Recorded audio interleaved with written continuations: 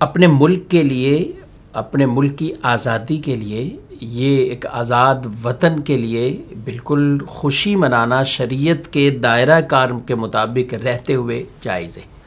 इसकी इजाज़त है कि अल्लाह ने एक नेमत अता फरमाई है, एक ऐसी जगह और ऐसा मुल्क अता फरमाया जहाँ हम अपनी इबादत के मामलात आज़ादाना तरीके से कर सकते हैं और कर रहे हैं अल्हम्दुलिल्लाह।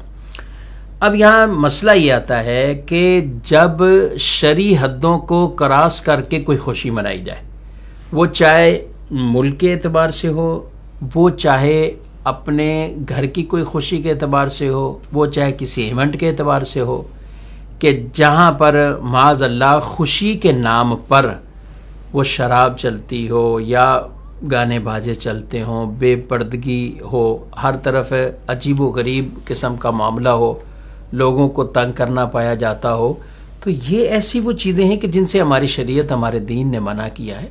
खुशी का मतलब ये है कि आप अल्लाह की दी हुई उस नेमत पर खुशी का इजहार करें, तो रब की इबादत करें, रब की बारगाह में आप 2 रकअत शुक्राने के तौर पर नफिल अदा करें, कुरान शरीफ पढ़िए, खुशी के तौर पर आप किसी गुरबा की मदद करें, कुछ और अच्छे अच्छे काम कर लें। तो ये तरीके इस्लाम में खुशी के वो बयान किए गए हैं।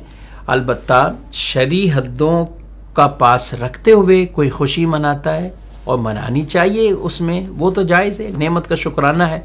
लाइन शक्कर तुम लाज़ीदन्नकुम, अल्लाह ने इरशाद फरमा दिया अगर तुम शुक्र करोगे तो मैं अपनी नेमतों का तुम पर इजाफ़ा करूँगा और मज़ीद ज़्यादती करूँगा, इजाफ़ा करूँगा। तो शुक्र मनाना नेमत का ये जायज़ है, काबिल सवाब है। लेकिन गुनाह के काम करके कोई कहे कि हम खुशी मना रहे हैं, तो उसको कोई भी अक्लमंद वो जायज़ नहीं कहेगा। लिहाजा इस तरह करना ये हरगिज़ दुरुस्त नहीं होगा कि जब खुशी के नाम पर आदमी अल्लाह की नाफरमानियाँ करें।